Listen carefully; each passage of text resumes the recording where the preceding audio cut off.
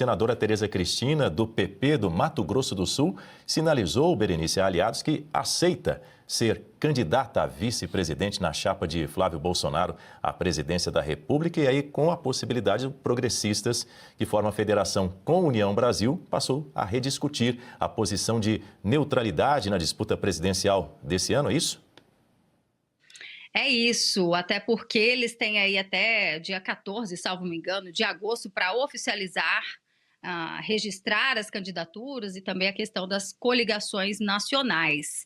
Tereza Cristina, vamos lembrar, foi ministra da Agricultura do governo Bolsonaro, eleita senadora da República, e dentro do setor do agronegócio é vista como uma das mulheres mais competentes em termos de acordos bilaterais. Ela no Ministério da Agricultura realmente veio muito a agregar, é um setor que faz parte do pilar da nossa economia. O nome dela já havia sido cogitado, no entanto, ela havia declinado desses convites. E o que eu apurei, Daniel, ainda ontem, após essa confirmação, com pessoas, assessores, pessoas próximas da Tereza, é que o que teria mudado a opinião dela, um dos fatores foi justamente essas últimas sanções aplicadas ao nosso país. Né, a tarifa de 25%, que chegou até 37,5% em alguns setores, né, do nosso setor produtivo, e que vai impactar certamente na nossa economia. Ela como uma mulher de negócios, né, que sabe articular, ela tem visto com muita preocupação tudo isso. Então, nesse sentido, né, ela, provocada, claro, pelo PL, que também nesses últimos dias tem feito ligações excessivamente, né, incessantemente também, não só para o PP, para a União Brasil e o Republicanos, para, de alguma forma, buscar firmar essas alianças, que vão refletir, inclusive, no tempo de propaganda da TV. Né? Uma informação rápida, até o momento, se o PL entrar sem nenhuma coligação, eles vão ter algo em torno aí de 4 minutos, né, quase 5 minutos, e fechando essas coligações com republicanos, por exemplo, pode chegar a mais de 6 minutos de propaganda eleitoral, já superando a coligação do Partido dos Trabalhadores. Agora, a resistência se chama presidente do partido, Ciro Nogueira. E aí, se eu tiver oportunidade depois, para não me estender demais, queria comentar também um dos motivos que pode estar aí segurando essa decisão do Ciro Nogueira, que é o presidente do partido e, portanto, é ele que manda, né, no destino dos políticos que fazem parte da sua legenda. Então, sem a autorização dele, Daniel, a Tereza não pode aceitar esse convite. Berenice, você pode tudo, evidentemente, você pode trazer essa informação, pode concluir antes da gente ouvir os nossos demais parceiros, por favor. Não vamos segurar a informação para a nossa audiência, Berenice. Vamos lá. Não, então, com relação ao Ciro Nogueira, a gente sabe que ele foi o primeiro político citado dentro dessa questão da investigação do Banco Master, né? E assim como ontem nós estávamos aqui comentando o cafezinho do Lula, que convidou o ministro Alexandre de Moraes, a possibilidade da direita assumir no ano que vem, e aí nós estamos falando de um presidente que vai indicar os próximos 4 ministros do Supremo Tribunal Federal. Seguindo por esse raciocínio, nós podemos imaginar que teremos um equilíbrio dentro do Supremo, que hoje está bastante descompensado aí nessa balança, né? E essa questão do Banco Master, de fato, não tem avançado em torno de 2 ministros que aparecem em conversas ali com o Daniel Vorcar, o próprio contrato de 129 milhões de reais da esposa do ministro Alexandre de Moraes. E veja, do ponto de vista do Ciro Nogueira, que é um primeiro político que foi alvo de uma busca e apreensão, o que nós tivemos de avanço nessas investigações com relação a ele? Parece que a situação também dele está muito confortável nesse momento. O próprio Daniel Vorcaro desistiu de apresentar uma colaboração premiada. Então, a atual composição do Supremo parece que é confortável para muitos políticos que temiam, inclusive, a delação de Daniel Vorcaro. Então, nesse cálculo que pode vir por parte do senador Ciro Nogueira, talvez temendo que no ano que vem uma composição nova no Supremo Tribunal Federal possa o atingir diretamente, já que o Supremo só abrange quem tem foro privilegiado, não seja de interesse dele, nesse momento, né, uma alternância de poder na presidência da República, Daniel. Guta Pini. É extremamente grave se esse for de fato o que motiva o Ciro Nogueira a dar o aval para que a senadora Tereza Cristina componha a chapa com o Flávio Bolsonaro. Agora, apenas me atendo ao nome da senadora, as notícias dão conta também que setores do agro teriam encomendado pesquisas, uma coisa mais interna, não essas pesquisas para saírem para o grande público, mas essas pesquisas para investigar o nome da Tereza, sobre a possibilidade desse nome, não como vice, mas como candidata a presidente da República.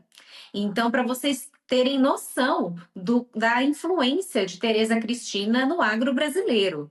Então, talvez também, por conta dessa força e desse apelo do setor do agronegócio no Brasil, o nome dela tenha chegado aí nesse patamar dessa conversa, porque, como o Dani bem lembrou aqui, essas conversas já tinham acontecido anteriormente, mas ela tinha declinado dessa possibilidade de ser a vice do Flávio. E agora a coisa muda de figura, claro, está precisando aí desse aval do partido, mas existe de fato esse anseio de parte do agro pelo protagonismo de Tereza Cristina, ainda que na vice-presidência, na chapa com o Flávio Bolsonaro.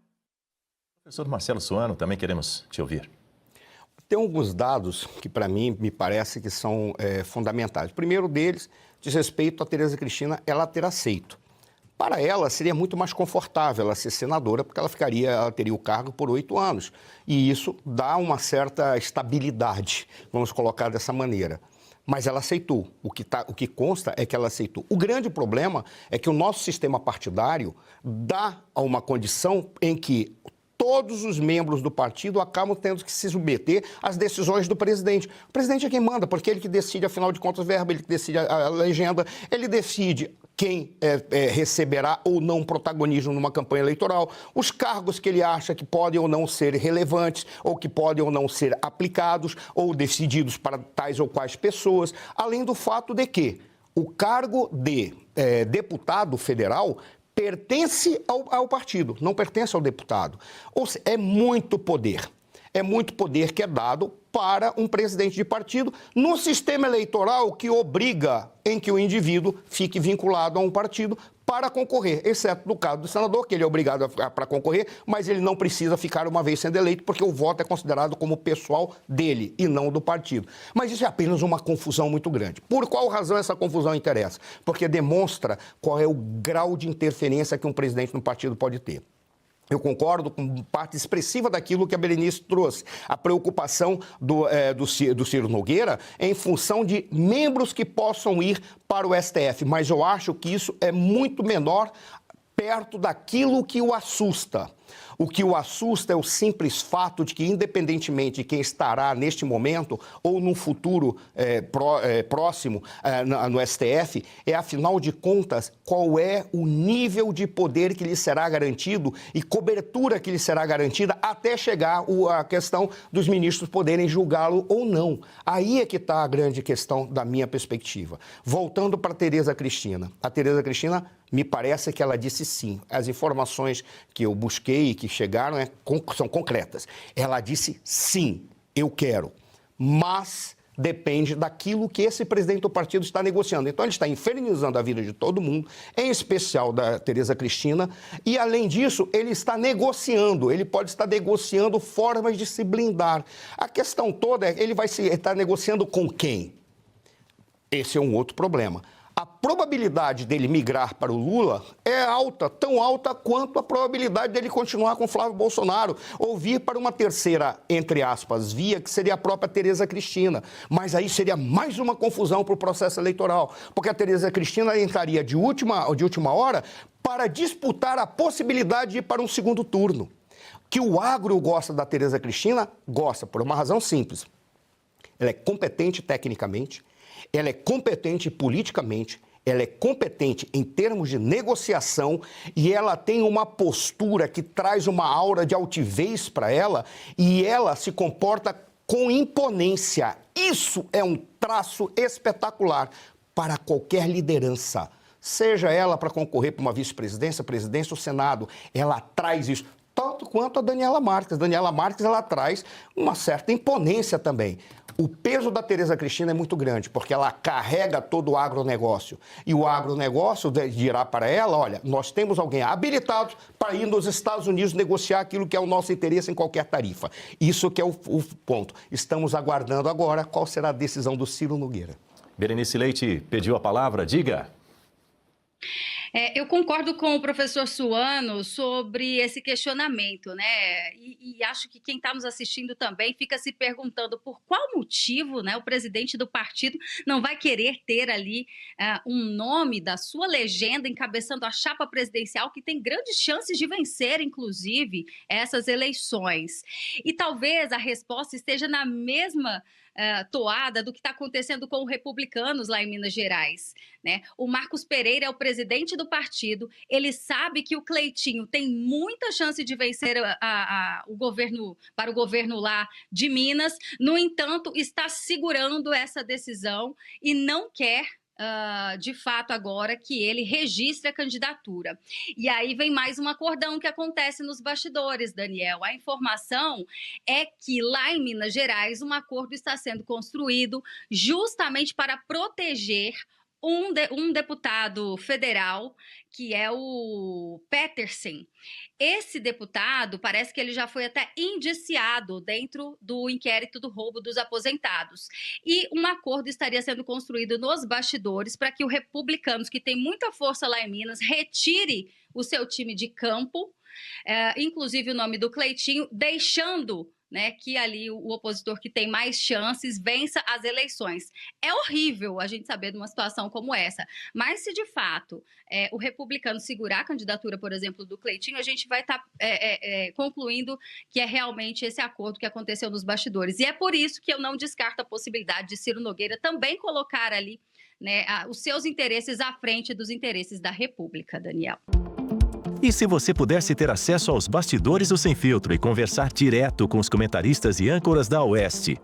Agora, isso é possível com o Clube de Membros do nosso canal no YouTube. O clube foi criado para quem quer dar um passo além e fazer parte de uma comunidade exclusiva. São 3 níveis de assinatura pensados para aproximar você da nossa equipe. No plano apoiador, você ganha destaque no chat, figurinhas personalizadas e acesso a publicações exclusivas na comunidade do canal. Quer estar ainda mais perto da Oeste? Nos níveis Engajado e VIP, nós liberamos acesso às lives fechadas com nossos apresentadores e comentaristas, nas modalidades mensal ou semanal. Você também participa de sorteios de livros e produtos da Oeste, além de acesso antecipado a vídeos e a uma visão direta dos bastidores do programa Oeste Sem Filtro. Faça parte do nosso clube de membros e tenha acesso a lives exclusivas comigo e com todo o time da Oeste. Se você acredita na importância de um jornalismo livre e independente e comprometido com os fatos, clique agora no botão Seja Membro e conheça todos os detalhes e vantagens de cada plano.